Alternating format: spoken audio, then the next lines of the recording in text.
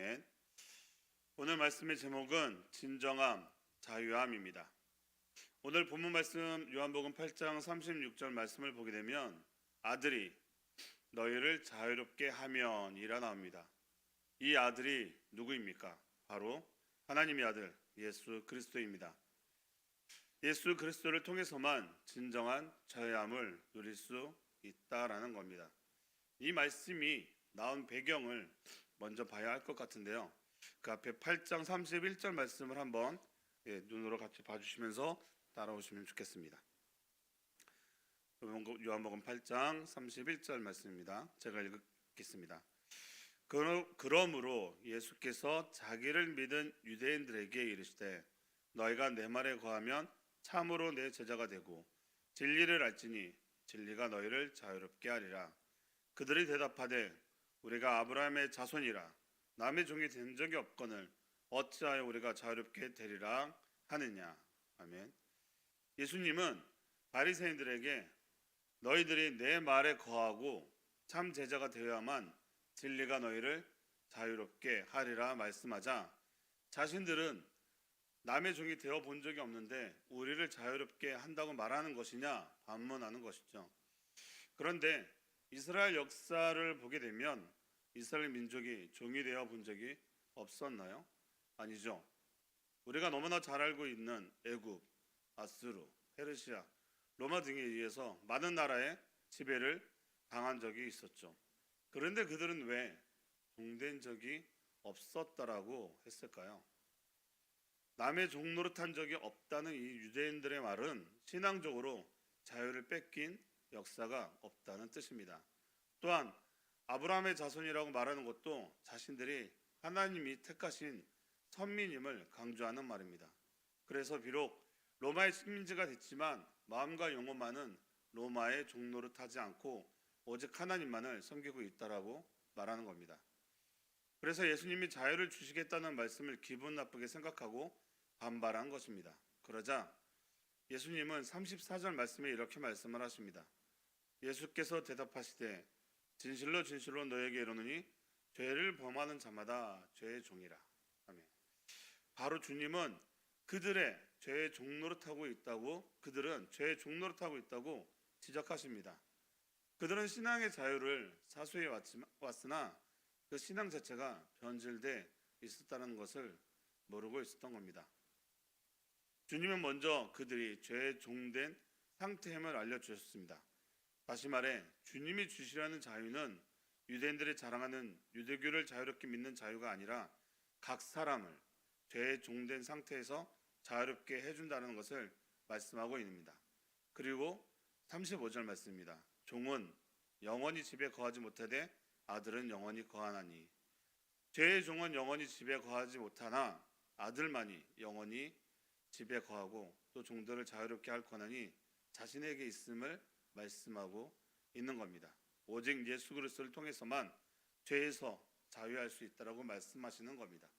그런데 그렇게 살아가기 위해서는 오늘 챔버스 목사님 묵상 말씀에서 시작되는 여러 가지 반복되는 말씀이 있는데 바로 개별성과 인격적 본성에 대해서 비교하시며 말씀하고 있습니다. 개별성이란 자기 만족만을 추구하는 성향, 바로 교만이라고도 하죠. 영적인 것을 거부하는 성향입니다. 그리고 인격적 본성은 영적인 것을 추구하고 모든 것을 받아들이는 성향입니다. 챔버스 목사님 말입니다. 개인적인 교만이 남아있으면 그 교만은 언제나 나는 할 수 없어 라고 말합니다. 이 표현이 재밌지 않습니까? 교만이라고 하면 나는 뭐든지 할 수 있어, 내가 못할 게 뭐야 하는 이런 모습이 보편적인 교만인데 반대로 나는 할 수 없어 라고 말하는 것이 교만이라고 말씀하고 있다는 겁니다. 바로 영적인 교만인 것이죠. 무엇을 말하나요? 하나님을 제한하고 있다라는 것입니다. 하나님을 제한하는 것이 바로 교만이라고 말씀하시는 것이죠. 하나님이 하시면 못할 것이 없는데 자신이 가지고 있는 생각만을 가지고 판단하니 전능하신 하나님은 보이지 않는 겁니다. 우리는 이런 일들을 너무나 많이 행하고 있다라는 것이죠. 어떤 일이 다가오면 자신의 생각, 의지만을 통해서 이걸 할 수 있을까 없을까 고민하다가 포기하지 않느냐라는 것이죠. 이것이 바로 약함이 아니고 교만이라고 말하고 있는 것입니다. 하나님을 제한하는 것, 바로 믿음 없음을 보여주고 있는 것이죠. 그럼 인격적 본성은 무엇일까요? 챔버스 목사님 말입니다. 인격적 본성은 절대로 나는 할 수 없어라고 말하지 않고 단지 계속 뭐든 흡수합니다. 인격적 속성은 언제나 더 많은 것을 원합니다. 이것이 우리가 지어진 모습입니다. 우리는 하나님을 위해 엄청난 역량을 가질 수 있도록 지어졌습니다라고 말합니다. 그렇죠. 인격적 본성은 나는 할 수가 없어가 아니라 하나님이 기뻐하는 일을 하면 더 많은 것을 할 수 있다라는 겁니다. 우리가 이해할 수 없고 상식적으로 납득할 수 없는 일이라 할지라도 하나님을 믿고 나아갈 때 우리는 그 일들을 할 수 있도록 지어졌다는 겁니다. 그러므로 주 안에 거하면 우리는 무엇이든지 할 수 있습니다. 그런데 그것을 막고 있는 것이 바로 개별성이라는 겁니다. 인격적 본성은 하나님께 나아가는 것을 추구하는 반면 개별성은 그것을 막고 있다는 것이죠. 앞에서도 얘기했지만 바로 우리의 생각 그리고 죄는 우리가 하나님 앞에 나아가는 것을 막는다는 겁니다. 이 개별성을 벗어날 수 있는 방법은 바로 죄로부터 구원하신 하나님께 우리의 개별성을 희생제물로 드려야지만 하나님 말씀에 순종하는 삶을 살아갈 수 있는 영적인 삶으로 살아갈 수 있다라고 말하는 겁니다. 챔버스 목사님 말입니다. 오 주님, 나의 생각은 언제나 방황합니다 라고 말하지 마십시오. 당신이 방황하는 생각을 하지 말아야 합니다. 개별성이라는 독재자의 음성을 듣지 말고 인격적 본성을 따르는 자유함을 얻으십시오. 여기서 말하는 방황하는 생각이란 무엇일까요? 그것은 바로 내 생각, 내 자아를 말합니다. 방황하지 않기 위해선 하나님만 바라봐야 합니다. 그런데 우리는 자꾸 다른 생각을 한다는 겁니다. 그러니 그 다른 생각을 하게 하는 그 음성을 듣지 말고 영적인 삶으로 나와서 하나님의 인도하시는 그 자유함을 얻으라는 겁니다. 그런 그 자유함은 어떻게 얻을 수 있는 건가요? 챔버스 목사님 말입니다. 그러므로 아들이 너희를 자유케 하면 아들을 구세주로 대체하지 마십시오. 구세주는 당신을 죄로부터 자유케 합니다. 아들에 의해 자유케 되는 자유를 누리십시오 라고 말합니다. 이 말씀을 제가 다시 한번 읽어드릴게요. 그러므로 아들이 너희를 자유케 하면 아들을 구세주로 대체하지 마십시오. 구세주는 당신을 죄로부터 자유케 합니다. 아들에 의해 자유케 되는 자유를 누리십시오 라고 말합니다. 아들이 너희를 자유케 하면 무슨 말씀이신지 아시죠? 우리는 예수 그리스도로 인해 죄로부터 우리는 자유케 되었다라는 것입니다.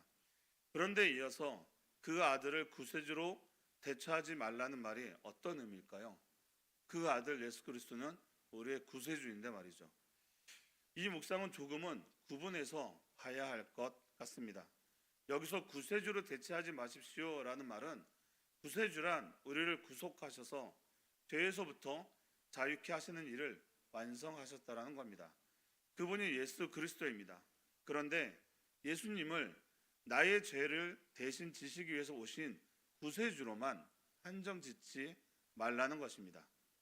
예수님은 자신을 희생 제물로 드려 죄로부터 자유케 하시고 우리와 연합되기를 원하는 것인데 그냥 죄를 대신 지시러 오신 분으로만 생각하면 안 된다라는 겁니다. 그러면 그리스도와 연합된 삶은 상관이 없어지기 때문입니다. 그럼 연합된 삶이란 어떤 삶을 말하는 것일까요? 바로 갈라디아서 2장 20절에서 말씀하시는 그 의미입니다. 내가 그리스도와 함께 십자가에 못 박혔나니 그런즉 이제는 내가 사는 것이 아니요 오직 내 안에 그리스도께서 사시는 것이라. 이제 내가 육체 가운데 사는 것은 나를 사랑하사 나를 위하여 자기 자신을 버리신 하나님 아들을 믿는 믿음 안에서 사는 것이라. 바로 내가 예수 그리스도와 함께 십자가에 못 박혔을 때 자연적 개별성은 다 부서지고 내 안에 그리스도께서 사실 때 인격적 본성이 주님과 연합된다라는 겁니다. 예수님과 연합한다라는 그 의미가 예수님과 육체적으로 한 해가 되었다라는 것이 아니라 우리가 예수 그리스도로 인해서 살아가는 사람, 예수 그리스도 안에서 믿음으로 살아가는 삶을 말하고 있는 겁니다. 다시 말해 우리가 살아가면서 주님의 뜻을 따른다고 말하지만 나의 생각으로 살아갈 때가 더 많다라는 겁니다.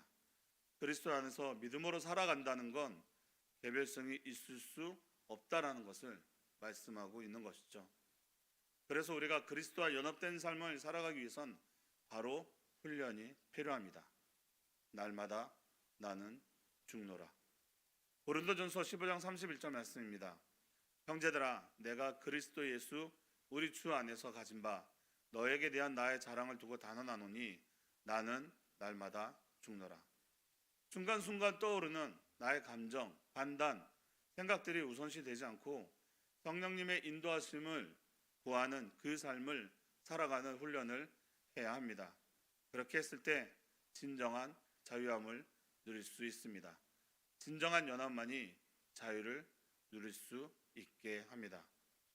사랑하는 성도 여러분, 그리스도 안에서 나의 개별성을 얼마나 주장하고 있습니까? 그 개별성으로 인해 주님이 주시는 참 자유를 누리지 못하고 계시진 않습니까? 오늘 말씀을 기억하며 그리스도의 연합을 통해 진정한 자유함을 누리시기를 바랍니다. 그 자유함은 내 것을 내려놓고 날마다 십자가에 내 개별성을 못 박을 때 누릴 수 있습니다. 내가 죽고 온전히 주님과 하나 될 때 그 자유함을 누릴 수 있습니다. 오늘도 그 하루를 살아가시는 하루 되기를 축복합니다. 아멘. 기도하겠습니다. 내가 그리스도와 함께 십자가에 못 박혔나니 그런즉 이제는 내가 사는 것이 아니요 오직 내 안에 그리스도께서 사시는 것이라. 이제 내가 육체 가운데 사는 것은 나를 사랑하사 나를 위하여 자기 자신을 버리신 하나님의 아들을 믿는 믿음 안에서 사는 것이라. 아멘. 우리의 삶 가운데 늘 이 고백이 우리의 입술에서 떠나지 않게 하옵소서. 나의 개별성을 십자가에 못 박고 그리스도와 연합된 삶을 살아가는 우리 새움누리 공동체가 되게 하옵소서. 예수님 이름으로 감사하며 기도합니다. 아멘.